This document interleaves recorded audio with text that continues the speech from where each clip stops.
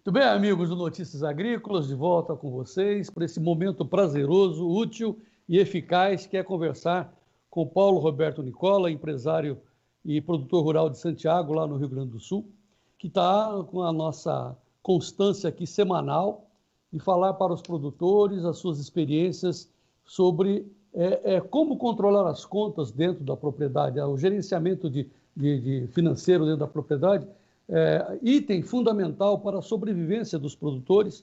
Por mais que os preços estejam lá em cima com a soja, as dificuldades de câmbio, as dificuldades de receitas e despesas fazem com que os produtores estão dando muita atenção para nós aqui no Notícias Agrícolas, quando o Paulo Roberto Nicola conta as suas experiências. Então, nós estamos hoje caminhando para o 11º programa. Nós vamos para uma revisão geral de conceitos e nós estamos abrindo, senhores, com esse título, que está entre aspas aí, não existe ventos bons para quem não sabe onde ir.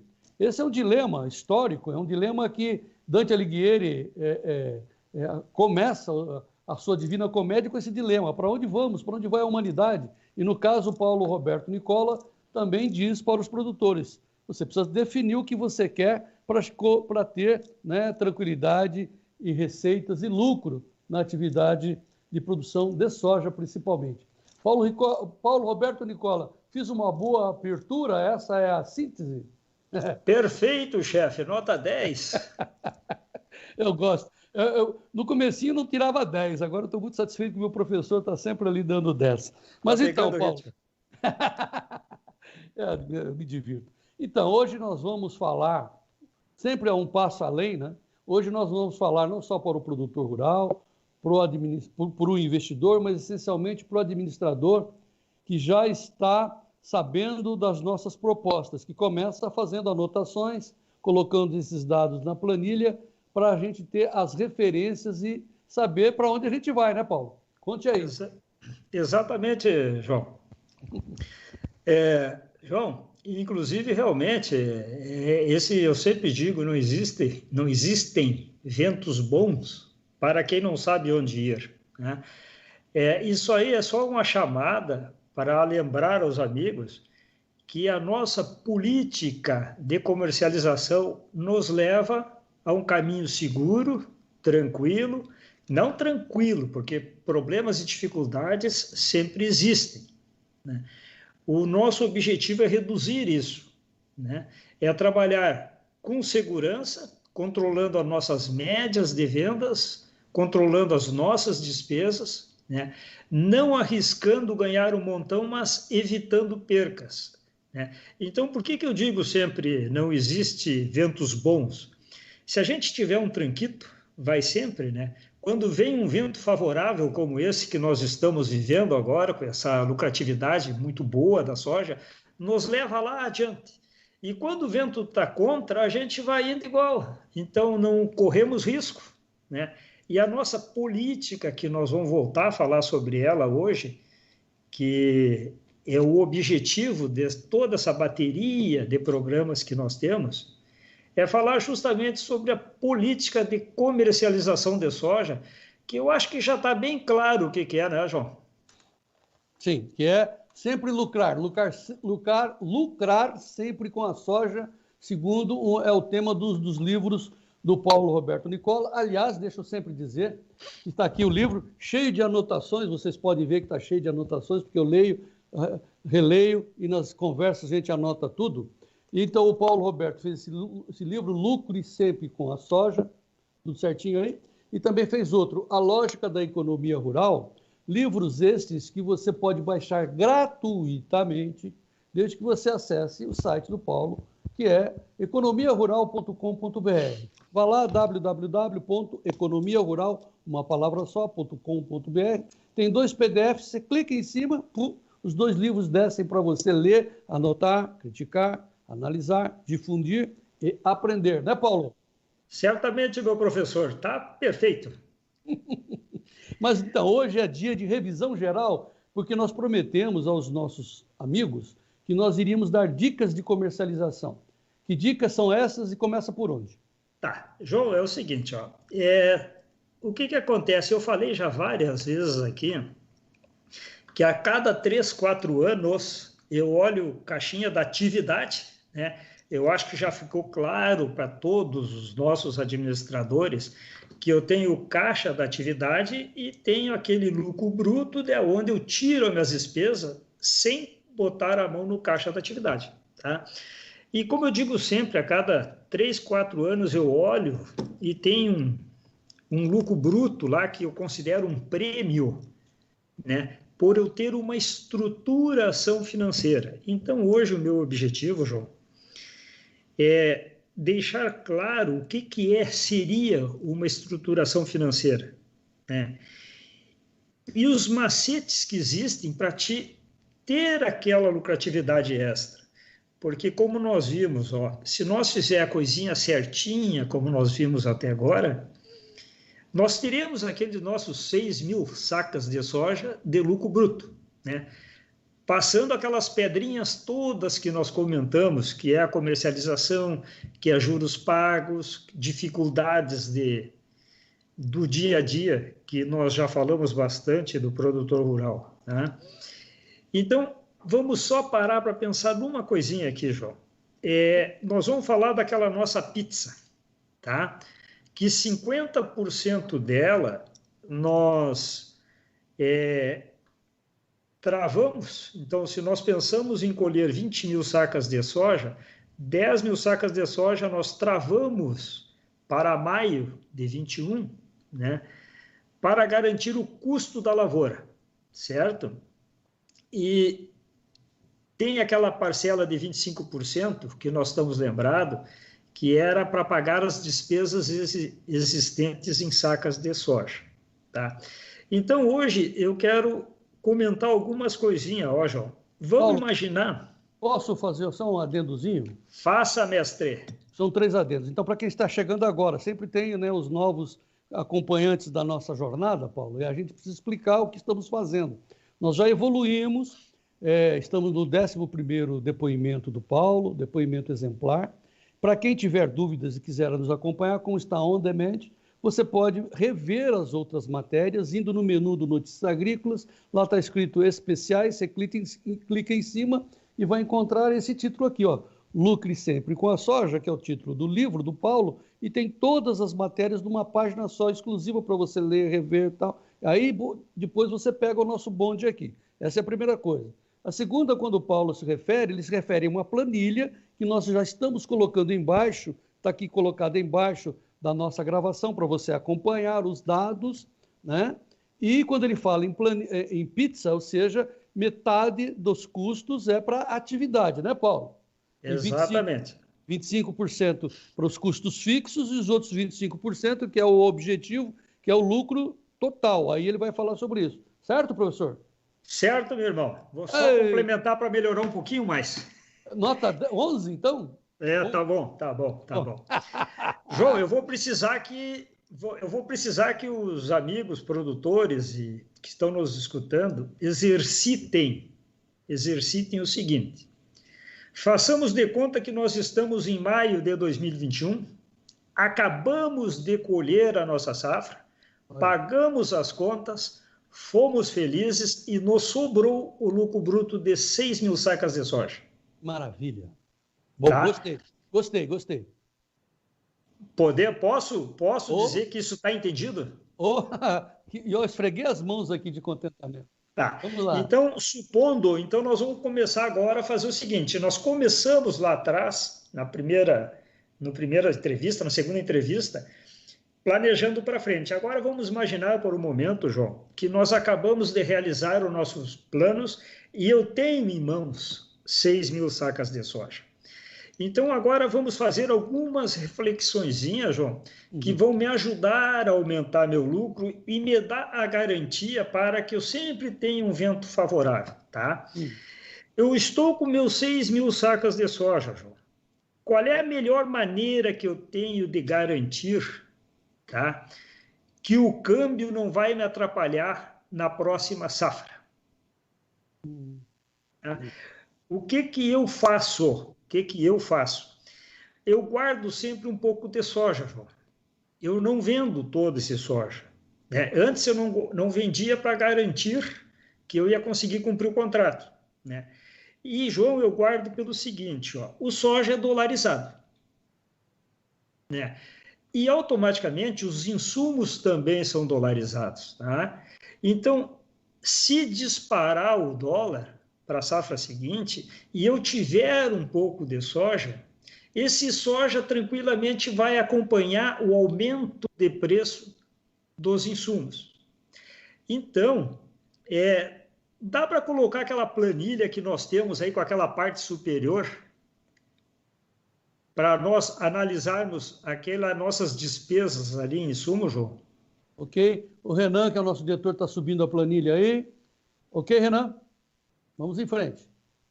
Pode seguir, Paulo. Tá. Ah, tu tá vendo a planilha aí, João? Sim. Tá.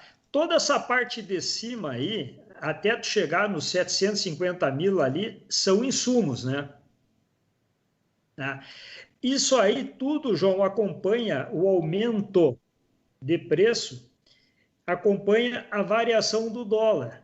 E o soja também acompanha a variação do dólar. Então, se eu tiver soja depositado, né, eu não tenho problemas de câmbio. Com isso, eu estou garantindo praticamente o custo dos insumos da próxima safra.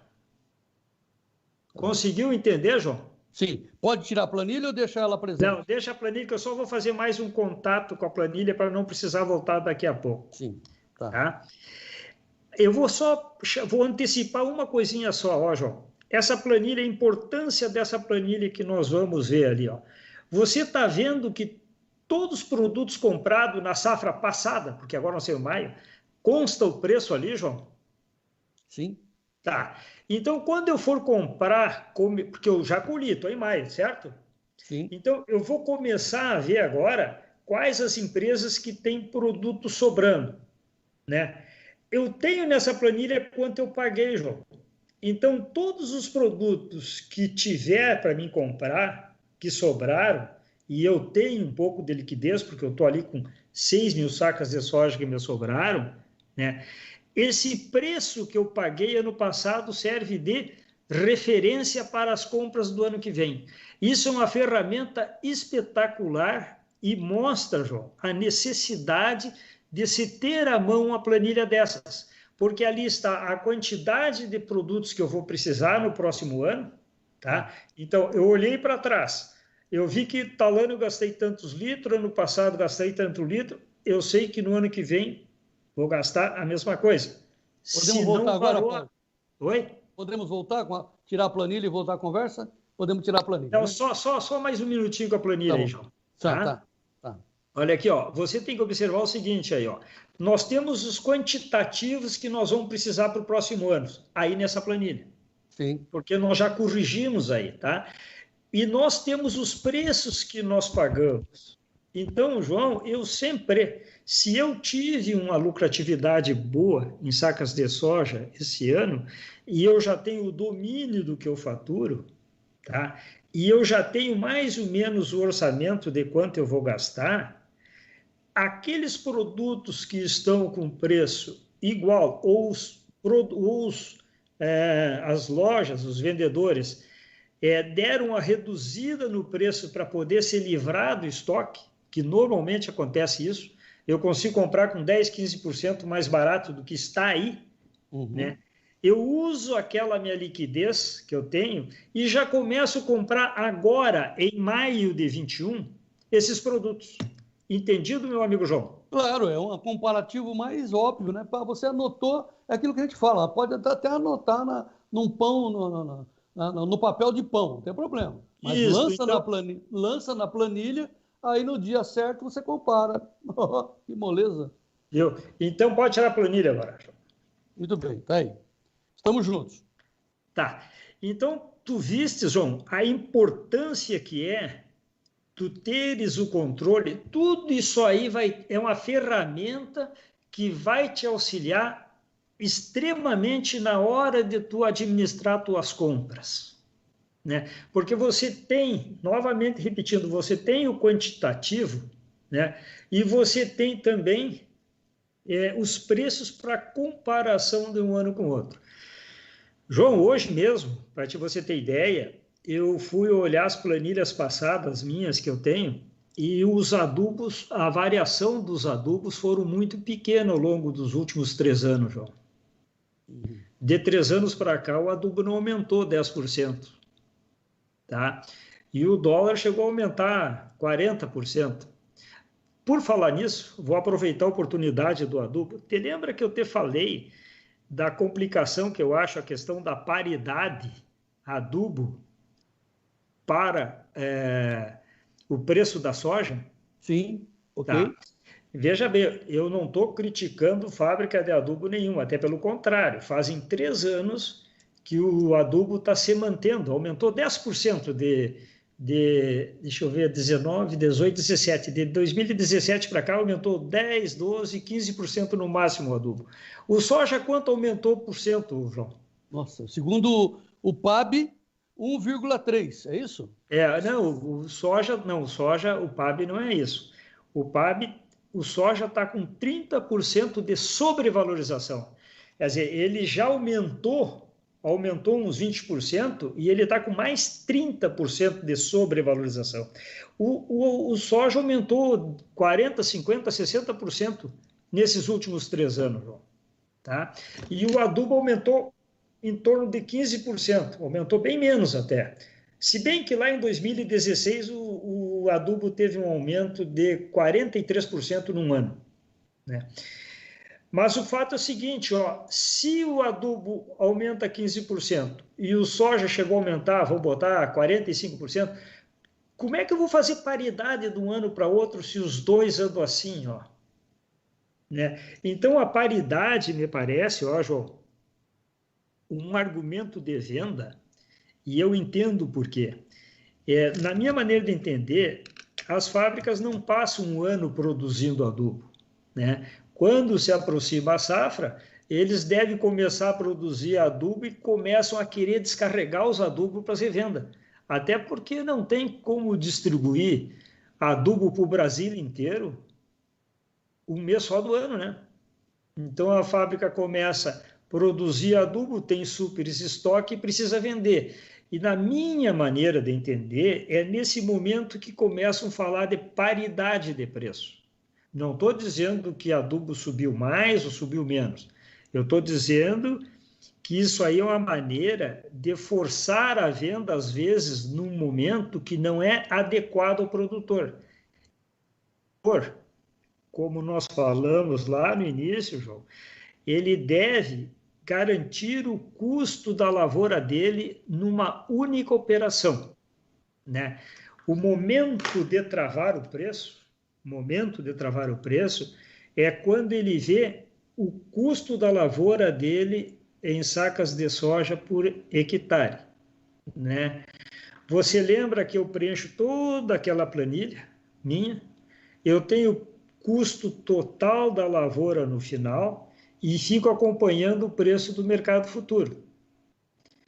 Quando eu consigo que o custo da lavoura, no meu caso, para mim, fique em torno de 40, 42 sacas de soja por hectare, eu travo o custo da lavoura numa única operação. O que eu quero dizer com tudo isso, João? Que eu tenho que evitar comprar um pouco adubo esse mês, um pouco fungicida no outro mês, um pouco. Quando eu faço isso, eu não consigo ter noção do custo da lavoura, tá? E teve programas que nós deixamos bem claro, tentar travar o custo da lavoura numa única operação. Está entendido, João? Ou alguma entendido? Dúvida? Não, está entendido porque você veio num caminhar para ensinar, não, né, mas esclarecer, exortar, estimular o produtor a ter reservas para ter liquidez, que com o dinheiro dessa liquidez você compra mais barato.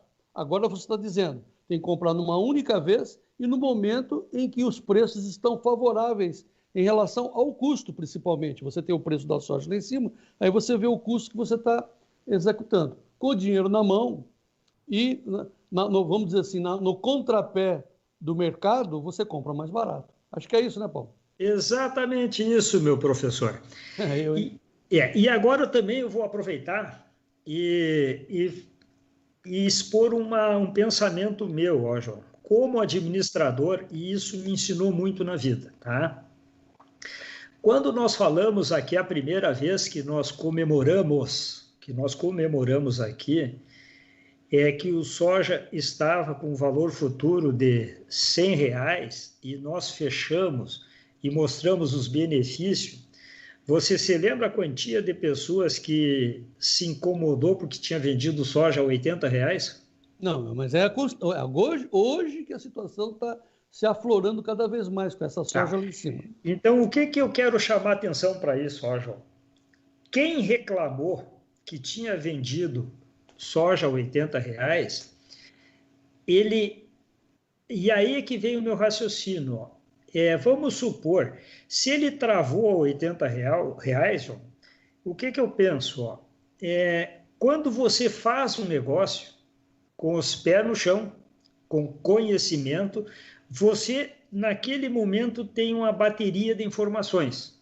Tá? Então, se eu fechar um negócio com o soja a R$ 80, é porque me serviu.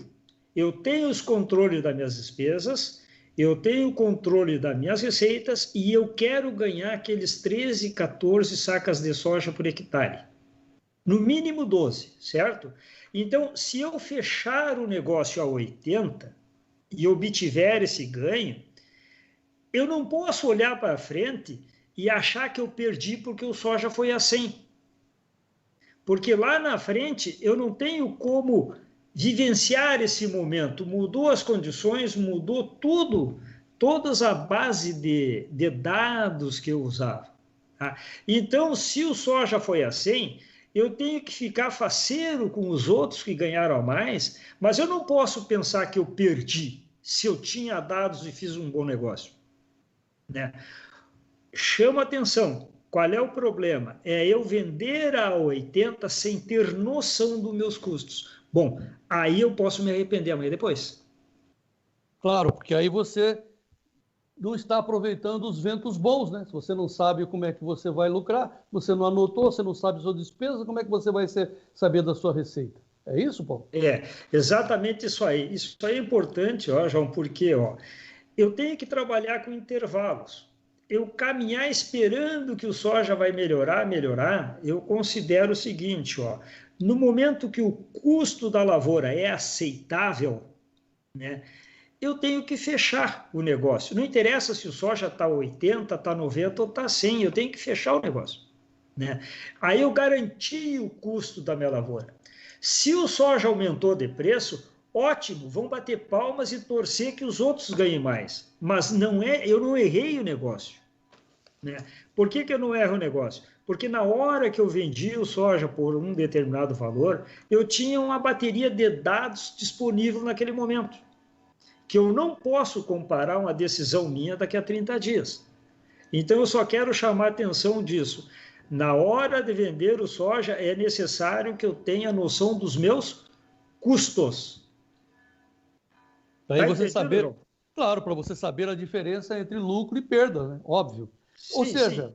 Né, Paulo? O que nós estamos falando agora para os administradores, não para o investidor só, não para o produtor, é para os administradores que sabem fazer contas e saber de equilíbrio, nós estamos falando de uma condição chamada estrutura financeira da propriedade. É isso, professor? Exatamente. Para ter uma estrutura financeira da propriedade, foi muito bom tocares nisso, João. Eu já ia passando, que é importante isso aí, ó. É uma estruturação financeira. O que seria estruturação financeira? É eu administrar bem os recursos que eu tenho, a liquidez que eu já tenho. Vamos partir do princípio que eu tenho a liquidez. Aquilo que eu disse, ó, muitas vezes, ó, na hora de pagar arrendamento, por exemplo, tá? O preço do soja está lá embaixo. Eu conhecendo o PAB me disse o preço do soja está lá embaixo. Então eu posso pagar com dinheiro. Agora, se o preço do soja está lá nas nuvens, ou está acima do índice PAB, está com sobrevalorização, eu entrego soja e seguro os reais. Esses macetes, João, que vão melhorando aos poucos minha lucratividade em todos os lugares. Para quem chegou agora, índice PAB, o que vem a ser, onde ver, como encontrar? Só lembrando, ó, o índice PAB é o seguinte, ó, o PAB é o índice que ele mede se o preço que eu estou vendendo a minha soja tá bom ou tá ruim, tá? Por exemplo, se no índice PAB tiver 1,1, eu estou dizendo o quê? Que estão te pagando 10% a mais pelo que vale a soja. Então, você vende a soja e segura os reais. Agora, se o PAB tiver 0,9, tá? Você sabe que estão lhe pagando 10% a menos do que vale o soja. Então, naquele momento, você tem que tentar segurar o soja dentro do possível, esperar, porque o soja se equilibra. Isso aí te dá uma noção se estão te pagando a mais ou a menos pelo soja. Então, quando você tem uma estrutura financeira e está trabalhando dentro de um sistema, você vai acabar tendo como liquidez, que é o que eu sugiro, 3 coisas principais que você deveria ter como liquidez. Gado nem sempre você pode ter, mas soja e reais você pode ter. O soja, como nós vimos, garante a compra dos insumos no futuro como garantia da variação de câmbio, né? Que foi o que eu expliquei no início. Tá? Então, o PAB vai me definir se eu vendo soja naquele momento ou não. Tá. O PAB você está colocando gratuitamente para as pessoas acessarem também no seu site, o Economia Rural, e hoje o PAB está apontando 1,30 de lucro acima do preço? Hoje até acho que está mais que isso, João. Olha aqui, ó. O que está acontecendo hoje? Hoje é um ponto fora da curva, como a gente costuma dizer. Eu acho que o PAB já está quase 1,40, João. É que o soja hoje estava 130 na pedra. E o preço dele deveria ser 88,90. Né? Paulo, deu um probleminha na transmissão, então está próximo de 1,40 e cortou. Como é que é mesmo? Tá, não, é o seguinte, ó. Hoje esse preço da saca de soja, para mim podia estar 130, 150 ou 200, porque não existe soja. Uhum. Então nós estamos muito desfalcados, né? E tanto que nós estamos comprando soja do exterior, né? E o esmagamento interno. Então é uma situação bem atípica, João. É um ponto fora da curva isso aí, tá? Então não dá para considerar isso aí hoje, porque para te ter ideia, só para te ter ideia, ó, João, de 2008 para cá, o maior valor, maior índice do PAB foi 1,24. Aconteceu isso 2 vezes em 16 anos. E hoje ele está praticamente 1,40. Mas é que também, pela primeira vez, nós temos sem estoque de soja. Muito bem, mas então isso nos remete à condição de que alguns produtores, pelo menos, vamos falar alguns, né, vou dizer muitos, conseguiram um lucro acima da média. Aí você começou a sua transmissão, o seu depoimento, com aquela ideia de que sobraram 6 mil sacas. O que fazer com as sobras? E essas sobras são do lucro direto, Paulo? Sim, as 6 mil sacas, lembra que nós estamos em maio, e as 6 mil sacas nos sobraram, pagamos as contas, nos sobraram. Essas 6 mil sacas que vão nos ajudar a formar a estruturação financeira. Eu agora estou falando para um administrador que está montando a estruturação financeira. Tá? Porque, João, vamos fazer uma reflexãozinha oportuna. Tá? Na minha maneira de entender,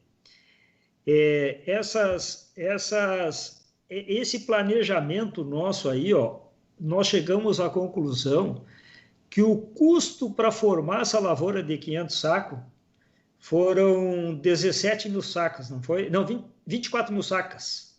Isso.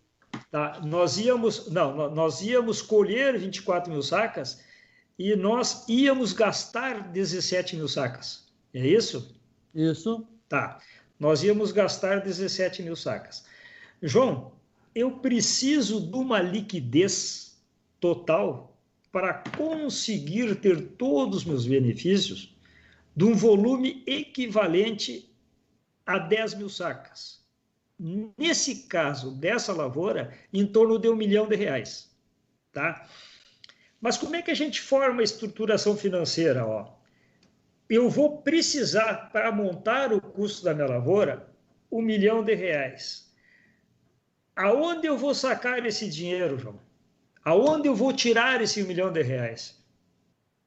Ué, pelo que você já repetiu várias e diversas vezes aqui, da própria lavoura. Tá, mas nós temos alguns outros benefícios também, ó, João. Uma parte eu tenho que ter liquidez.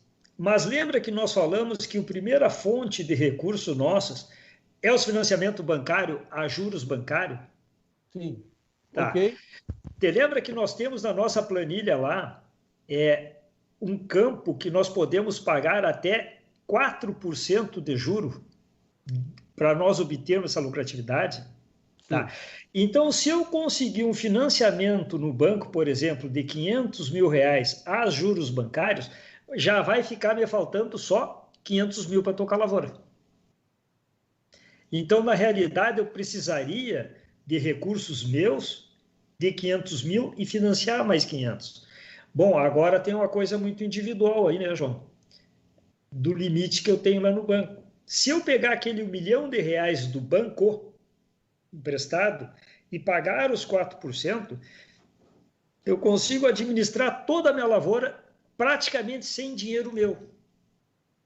Se eu tiver crédito no banco para financiar 100% da lavoura, que eu acho muito difícil. Tá? Eu acredito que a pessoa que precise de R$ 1.000.000, ela vai conseguir mais ou menos dentro dessa área aí, ó, um financiamento de R$ 500.000. Então, faltaria para ele, ó, para ele formar a estruturação financeira dele, só mais 500 mil. Isso equivale a 5 mil sacas de soja. Bom, agora, João, nós vamos ter que falar do barter, tá? Aí o produtor tem a segunda fonte de recurso, que é o barter. Agora, para fazer pacote de barter, João, você tem que ser administrador. Tá? Não pode ser o empreendedor aquele que está dentro da lavoura e salta para fora para fazer compra. O barter é o seguinte, ó, aquilo que eu falei outra vez sobre o barter, eu falei sério, tá? Inclusive até eu dei uma segurada ali, porque eu sabia que agora em agosto, aquilo foi início de agosto, né? Eu sabia que todo mundo correria para as compras agora. E eu acompanhei exatamente o que aconteceu de 12 ou 13 produtores que são meus clientes distribuídos aqui numa boa região do estado do Rio Grande do Sul, tá? E o barter, realmente, João, é muito praticado dentro do barter a venda casada, tá? Isso não tem mais como negar, né? Porque todas as regiões aqui da onde eu trabalho se faz venda casada com o barter. O que, inclusive, é coibido pela Associação dos Distribuidores de Insumo de São Paulo. Te lembra aquela cartinha que a Associação dos Distribuidores de Insumo nos encaminhou? Sim. Ali eles afirmaram que a venda casada não é admitido por eles. Tá? Inclusive, o Notícias Agrícolas já divulgou, a questão de 60 dias atrás, um site onde você pode até denunciar a venda casada, principalmente das instituições bancárias. Te lembra que o governo criou esse site? Sim. Tá. Então, tem um site que, se houver venda casada, só para deixar claro para o produtor aqui, ó, se ele vai no banco pegar um financiamento, tá?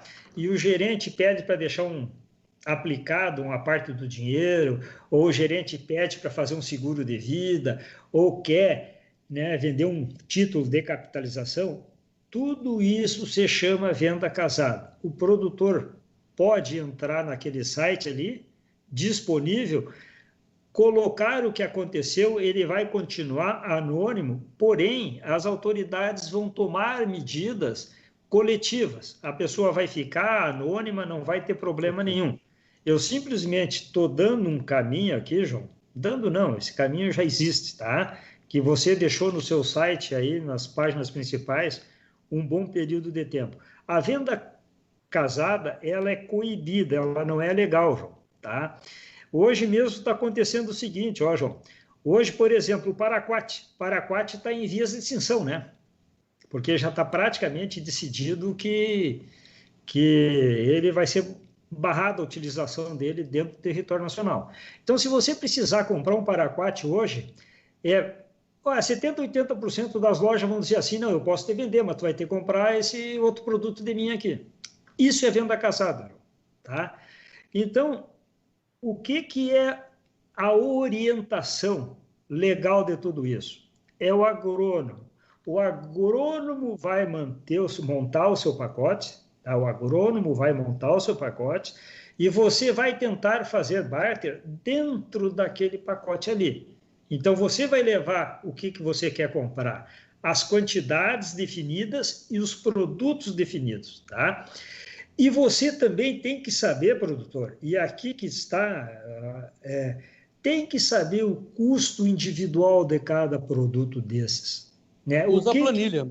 Isso. O que eu faço aqui, ó, João? O que eu faço? Quando eu vou começar as compras, eu monto uma planilha Excel e boto o nome de 6 ou 7 empresas em cima. E boto lá adubo e todo o preço de todas as empresas. E compro da mais barata. Com aquele preço que eu saio às compras. Então, visto isso, João, né, o produtor pode fazer o barter tranquilamente. Porque aí o que vai dizer? Ó, a empresa que for séria, tá? A empresa que for séria vai dizer assim, ó, o teu pacote custa 100 mil reais e eu vou te cobrar 2, 3% de juro e tu vai me pagar lá em maio. É uma operação normal, João. Me serviu, está ótimo, ficou dentro daqueles juros que nós pagamos, serve, e aí você fez a coisa certa. Então, o que eu digo? Ó, na hora de usar o barter, que também é uma fonte de recurso, né, é muito interessante fazer isso aí. Doutor Paulo, eu tenho uma notícia ruim para lhe dar. Fala. O nosso tempo está se esgotando.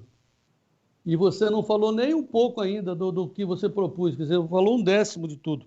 Porque, assim, nós temos que falar ainda da estruturação financeira, temos que falar estrutura de armazenamento, temos que falar de CPR e tem uma planilha de média de colheitas. E aí o tempo já foi. Já foi? Ah, João, mas já passou como passou ligeiro, hein? Passou ligeiro. Complete para a gente. Olha, vou dar um gancho para você. Estruturação financeira, que é a aula de hoje, é para o administrador ter mais segurança e obter aquilo que deixa todo mundo feliz, né? Uma liquidez não prevista, acima do que estava previsto.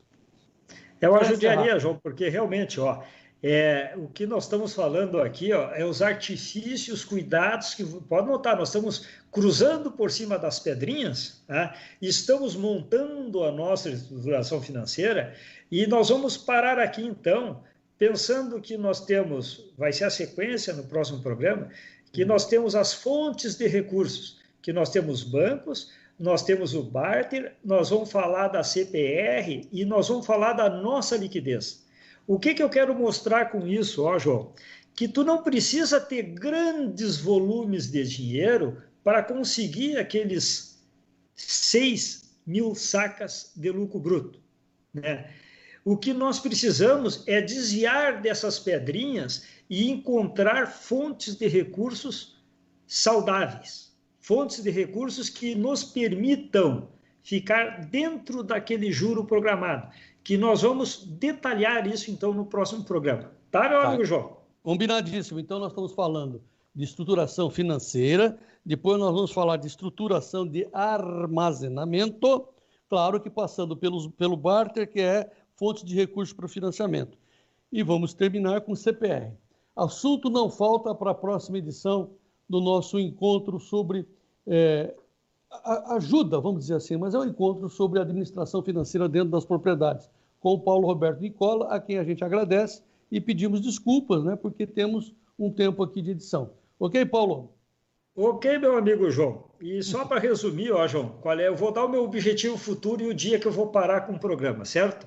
Ixi. Eu quero mostrar para o produtor que ele consegue saber exatamente quanto ele vai gastar para produzir um saco de soja para o próximo ano.